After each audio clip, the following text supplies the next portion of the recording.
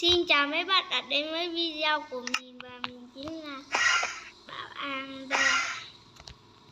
Bây giờ mình sẽ lấy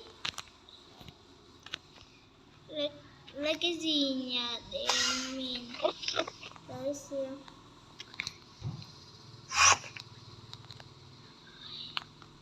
Đây, mình sẽ lấy cái này, mình đặt mình chụp một con rồng vào, con rồng nó không có cổ như này.